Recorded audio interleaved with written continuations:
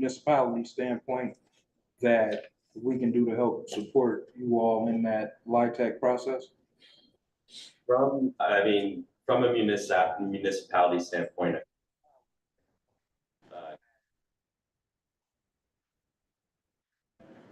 Just wanted to reiterate. Right. We're really trying to hit home with this one. I mean, you all have been very supportive throughout the process, and you know, in what we've already received so far from you all with the payment in lieu of taxes, the site plan approval, you know, all of those have been very crucial. Those are obviously point items within the scoring criteria. So beyond that, there's not a whole lot. You know, any sort of, you know, letters of support we can always attach in our application to include as well. That, you know, always helps.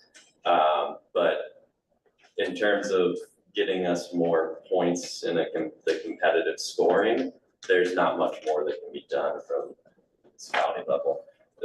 You know, really the one way we feel like we've kind of maxed out the score for the site, and the one way to get a higher score would be through credit efficiency.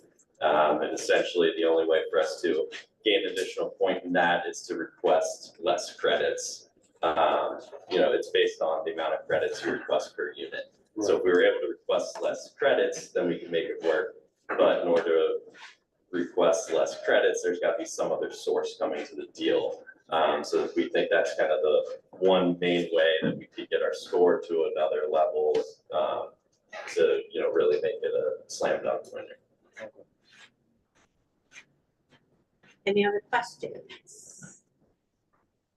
Thank you for coming down to speak with us. Appreciate the updates. And since we don't have Heather Schumacher here with us this evening, I guess we will try to reschedule her presentation.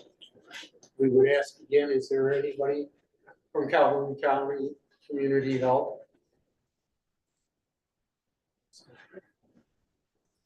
All right, public comments. If there's anybody in the gallery that would like to stand and address council in regards to an agenda item, you may do so at this time.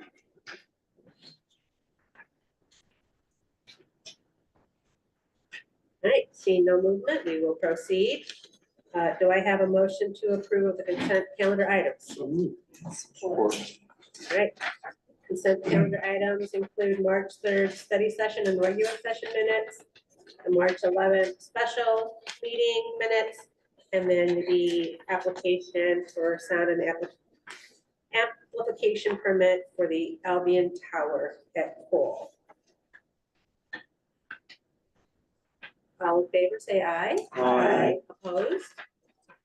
Do I have a motion to approve resolution 2025-03 from Whiteman Engineering to complete Haven Road Bridge? So, support. Madam Mayor, members of council, in our audience tonight, we have a representative from the Whiteman Group, Susanna Daniel.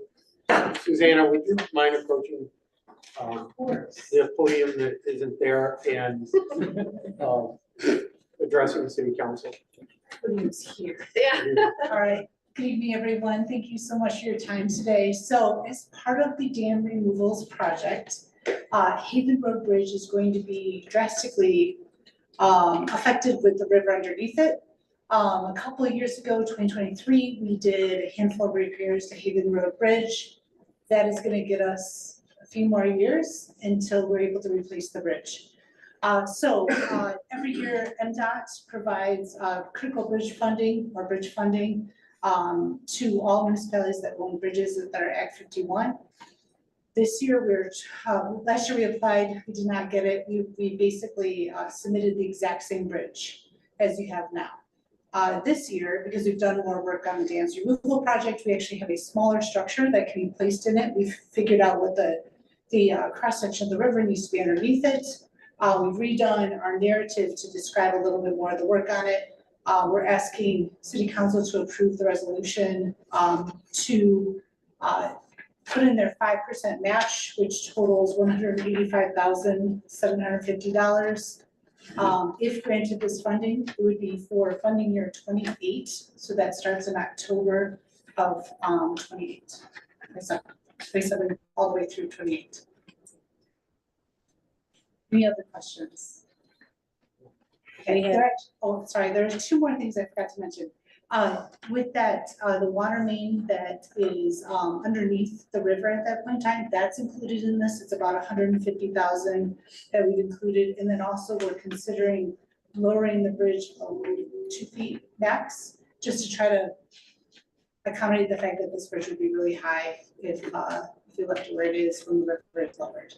So those are two big points. Any other questions? Do we have any council member questions or comments? Well, thank you for being here No to help problem. explain this for us. No Appreciate that. All right, thanks so much. City Clerk Domingo? Councilmember Williams, Yes. Reed, Yes. Stewart, Yes. Davis, Yes. French, Yes. and Mayor Snyder. Yes. Do I have a motion to approve of mechanical device applications? So moved. Support. In the packet, you have the 3 different applications for items that are located at Dollar General, at Family Fair, and then at the Leisure Hour. Any questions or comments? City Clerk Domingo? Councilmember Reed, Yes. Stewart, Yes. Cross, Davis, Yes. French, Yes. Williams, Yes. and Mayor Snyder. Yes. Do I have a motion to approve of the commercial garbage licenses? Yeah, so moved. Support.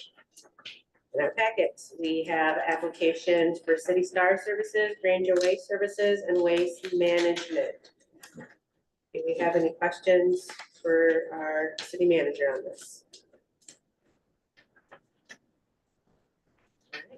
City Clerk Domingo? Councilmember Stewart, Yes. Davis, Yes. French, Yes. Williams, Yes. Reed, Yes. and Mayor Snyder. Yes. Do I have a motion to approve the first reading of ordinance 2025-03 to amend chapter 2 administration for the sale of obsolete property? So moved. Support. Attorney Harkness. So as we discussed during the study session, this is a modification to the existing ordinance. The existing ordinance had a threshold of 2,500. We raised that to 5,000. The previous ordinance required that the city offer obsolete property for sale to employees first before auctioning it. It also didn't have, it didn't include a ability for the city to set a minimum